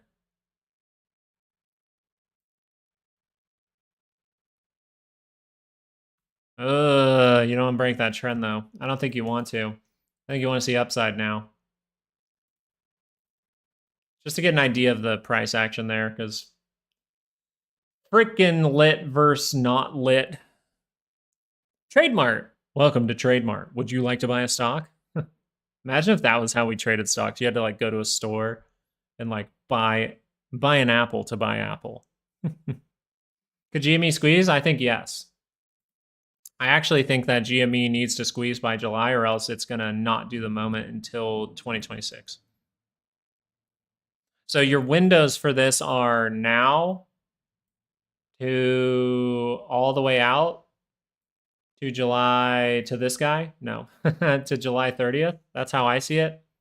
If you want my opinion, July 31st. Maybe you take it into August 1st because of the expiration, but July 31st, end of July. I think your window is right here. If you fail in that window, you will have maybe another window. Sorry, awesome gentleman. You will maybe... Why can't I get dates over here? What the hell? You'll maybe have another window towards October. Other than that, the window but this is the main window right now. I think other than that, you're looking at like 2026. January to March. We'll see how it shapes up, but that's how I see it right now. With the information we have right now, that's what I see. Let me pull this guy back over. He's too sexy not to have him hang out with us closer to the price action, you know?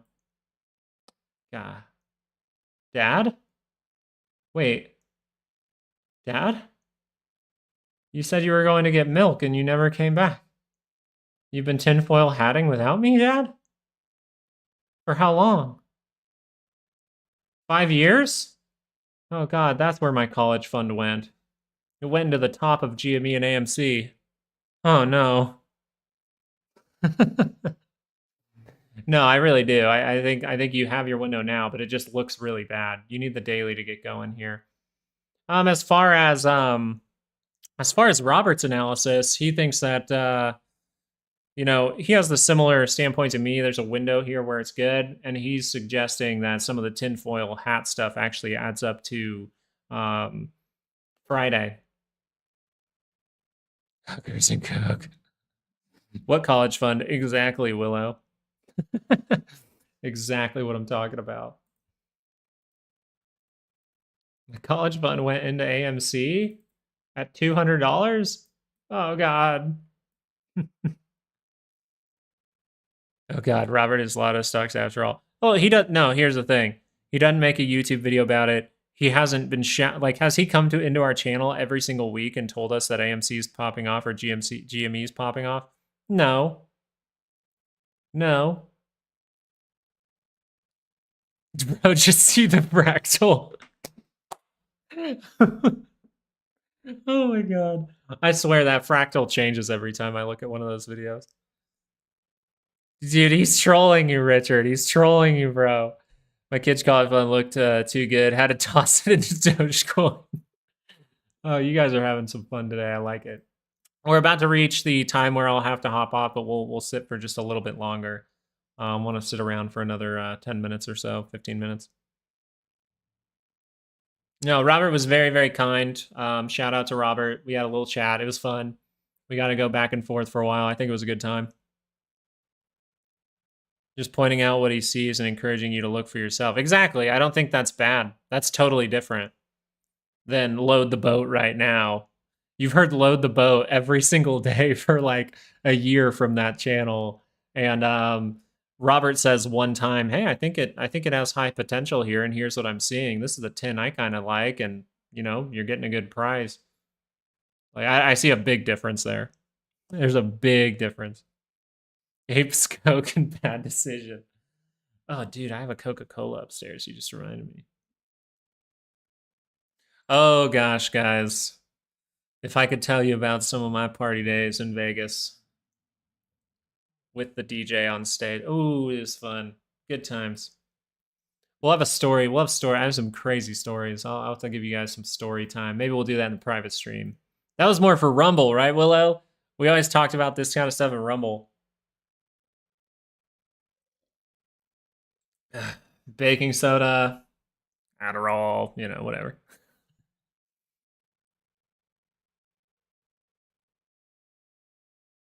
It's June calls to July after the earnings, and then the at the money wasn't. Oh yeah.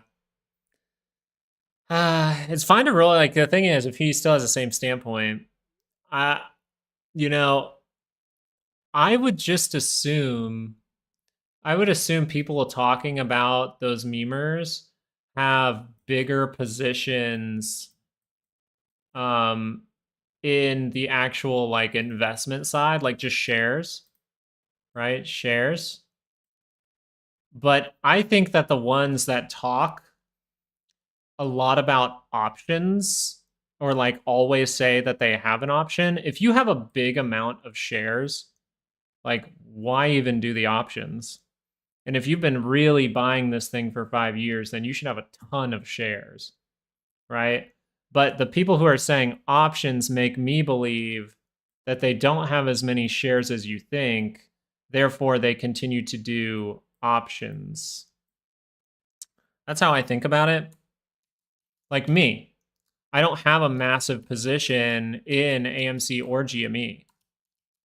So therefore, I utilize options at critical moments to be like, hey, if I actually want to make good money off this, I'll throw 500 at it, $1,000, something like that. So I just think it's interesting that people who say they have massive positions still do options.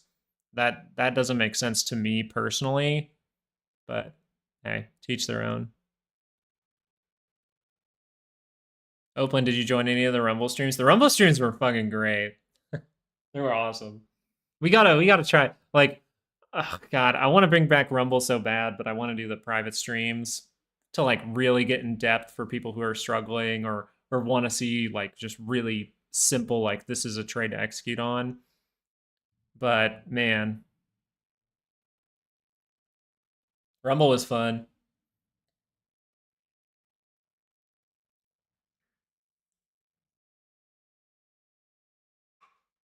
Yeah, it's not as convenient, Oakland. It's not as convenient for me either. I have to change stuff every time.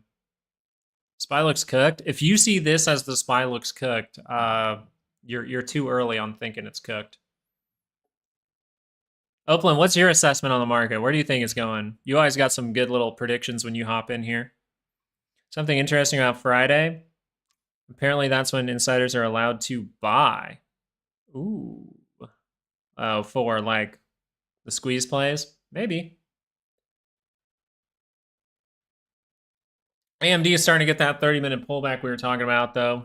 It's starting to confirm on the 5 like it wants to pull back on the 30. So you're not like incorrect in saying, hey, the market could tip here. You're just, I think you're a little early. I think you would need to see this into retest, into bad. I still have the assessment of this for now. As long as we're holding this right here, I think that that's pretty safe to assume.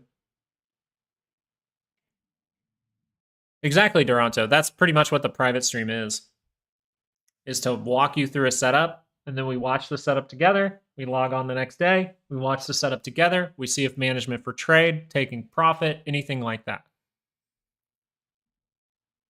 It's been done. Patreon. Yeah, we have.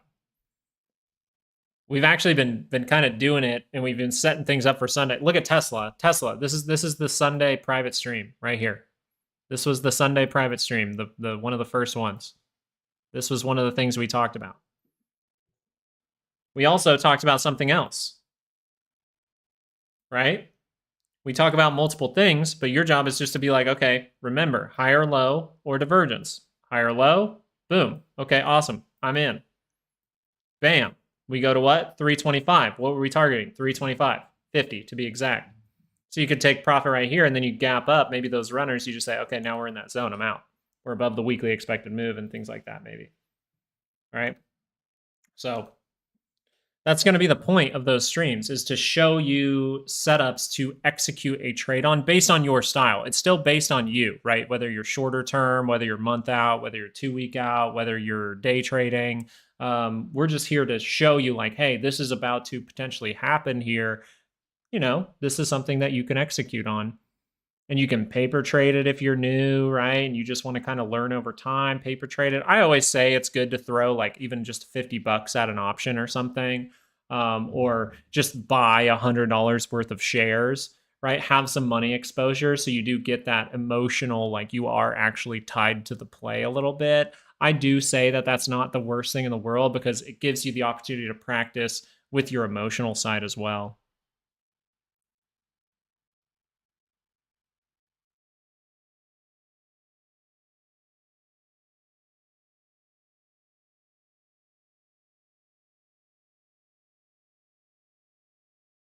Different time zones. Unfortunate. Yeah.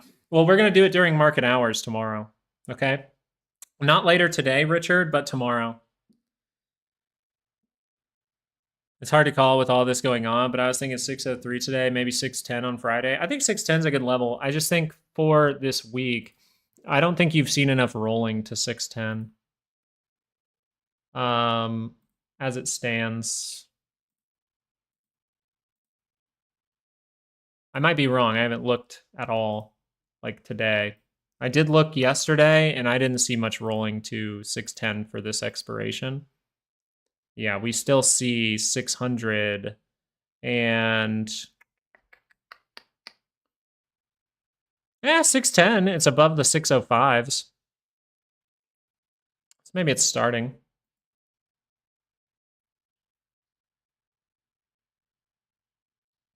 I think squeeze might take place tomorrow. Yeah, I'm in that assessment as well. Okay, so we're pretty similar. 6,500. Hell yeah, after a daily pullback. Let's go. Daily pullback, people celebrate rates, and GDP comes in better than expected. Woo! You can scream, baby.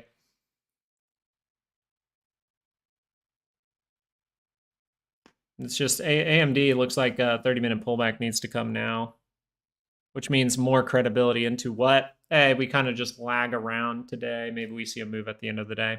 Unfortunate. DJT did look good. It kind of went away. Okay, it kind of went away. You're still looking for more time here, in my opinion. If you know, risk to reward and things like that, I'll pull it up on my other charts. See if risk to reward is there.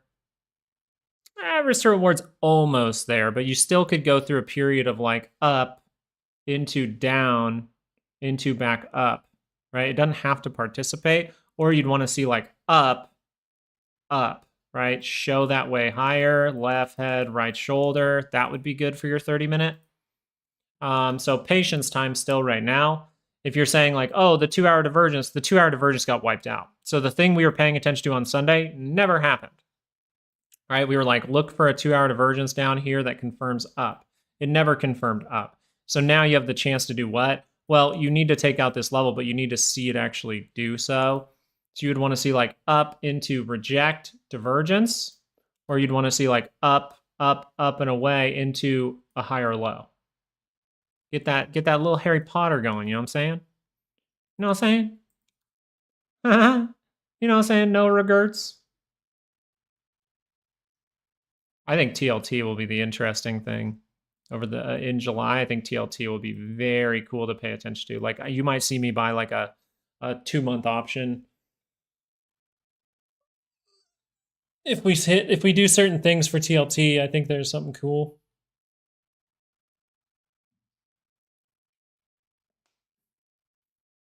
Archavia, yeah, give me the ticker, Garage Insight. For the dads out there, hell yeah. No, give me the ticker though. I don't like typing. Yeah, give me this ticker and then I'll have to hop off of there. Is it just Arch? Okay, good. Simple. Archer? Archer? No. I feel like that ain't the ticker.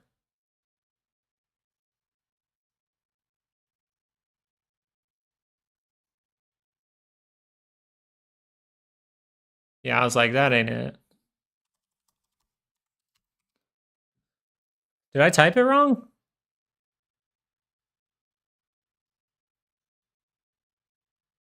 Support my investing by buying my feed picks.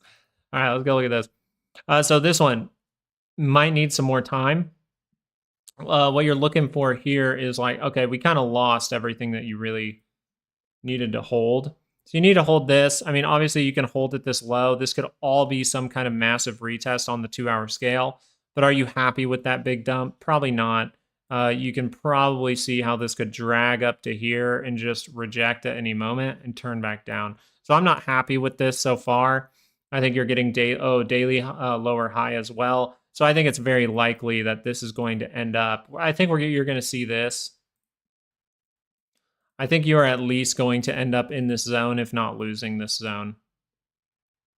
And then you could see something over here. Yeah, and it adds up to almost end of July. I don't like this look. I think it could do whatever it wants to do here, but I don't really like this look of like, oh, we confirmed it too. So I'm not the happiest with this one.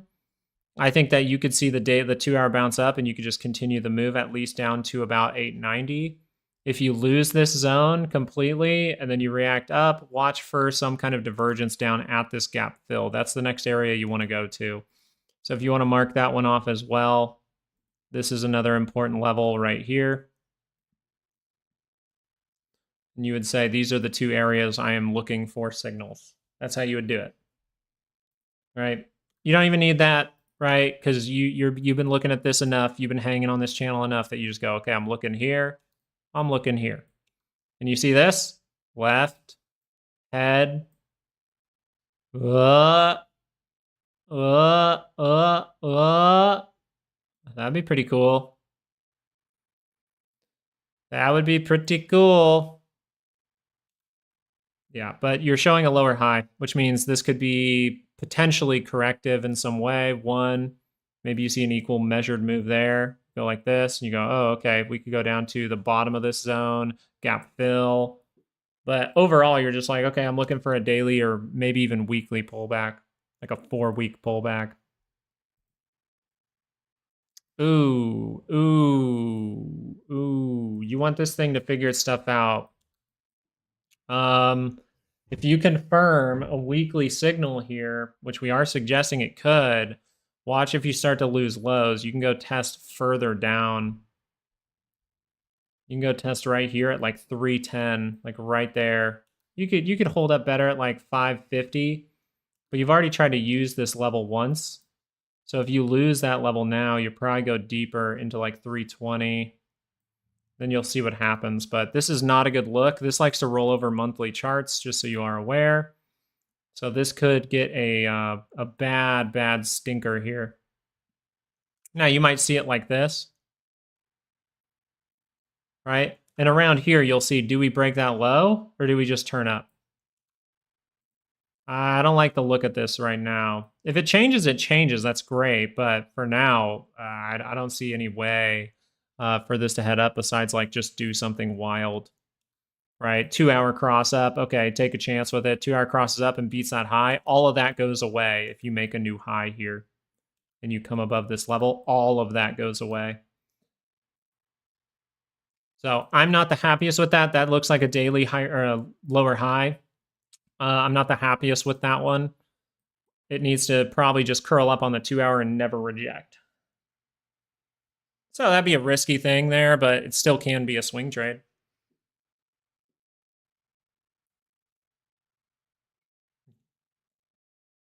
Okay, we're staying on a little longer than I can, but oh wait, what is it? Q what?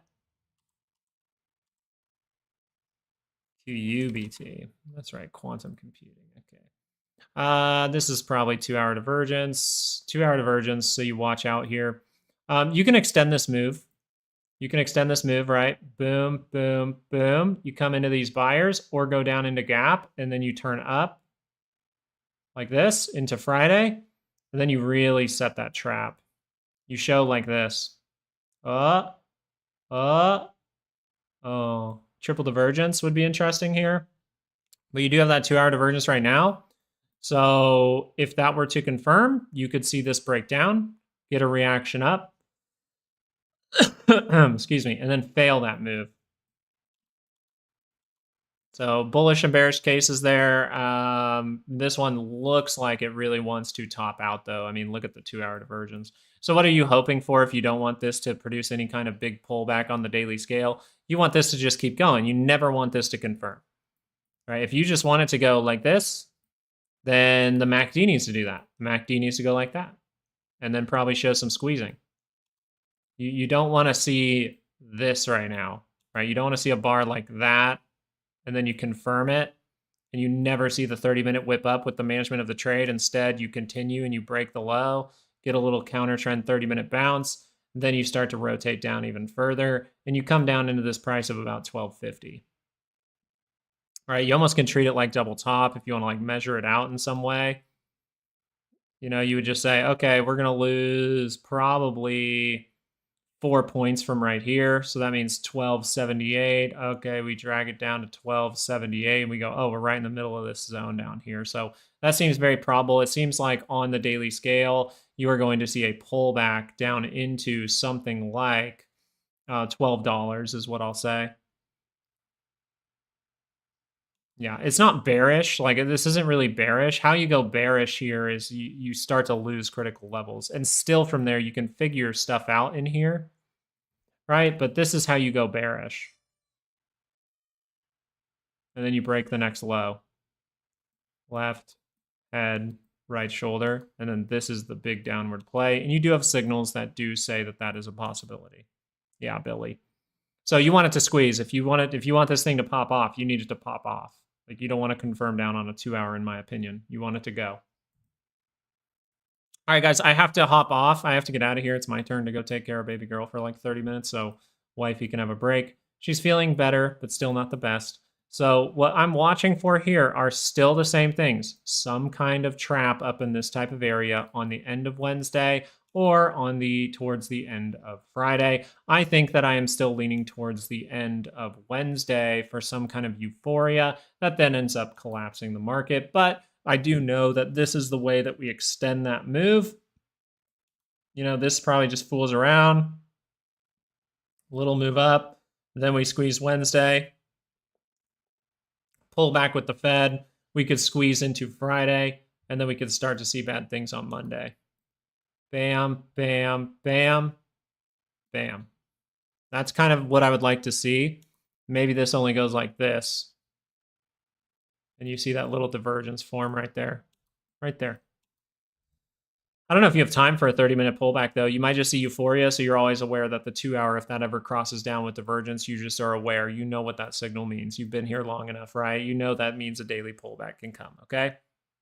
Thank you, guys, and I hope you guys have a great rest of your day. If you want to join the Patreon, you don't have to join the Patreon, actually, right now. We're going to do a public-private stream, how we do things, how we're going to do things in July for that other tier. We are going to show that off tomorrow, and we are going to just leave the stream up most of the day, and then I'll hop back on for Jerome Powell, and we'll watch stocks together again, or if we see reversal signals, I'll just rush over. We just have a few things to get through tomorrow. Thursday, little day off. No idea what can happen during that day, but on Friday, we'll be paying attention as well, doing the same thing, okay? Freaking ducks. Wait, there's eggs in your pool? All right, guys, but either way, this is a critical time where we're heading into quarterly OPEX. We're heading into the quarterly expected move. And if we show ourselves too excited outside of that, it can just say, hey, for the quarter, companies made like the most amount of money they really wanted to make safely, which is pretty interesting. That's the 60483. So we are looking for any form of 2 hour divergence up there. All right. Thank you guys so much for watching today. Really do appreciate it. Make sure we're trading like water. Okay. Just understand that a daily pullback is very probable, and we would need to squeeze from right here in order to get to that 618. We would have to see a big blowout move from the 2 hour, or maybe a blowout move next week. We set up the position like this, and then we just blow it out of the water. And then we set up so we can extend this into the end of June. And then we'll watch out for that pullback in July. This can extend for a longer period of time, but as of right now, the assessment is the risky time starts tomorrow. So let's just be prepared for that, okay? Thank you, guys. Trade like water. Pay attention to your risk. Have a plan for if it goes right. Have a plan for if it goes wrong. And you should be just fine, right? Thank you, guys. Have a great one, all right? Peace out. Nvidia, if you just want it quick, Nvidia, for the most part, the 2 hour keeps refusing to cross up. It needs to squeeze here. What I'm looking for from Nvidia is a 30-minute divergence pretty quick. And so we could see that. And this is why I kind of want this to drag out all day. Drag out, drag out, drag out, little reaction. Then we go up into Wednesday, and then you can see that divergence. Right? If you see this pop up for Nvidia, that's where you have to be a little bit cautious, but you do have a little bit of room to like 150 here for Nvidia. So when is this actually a confirmation? When that curls back down, you see a confirmation below your 9-day moving average coming up. You see a confirmation on your MACD, you see confirmation on your RSI. Just be prepared for that and look out for divergence. Utilize your weekly and monthly expected moves. All right, guys, I got to hop out of here. Peace out. Have a good one.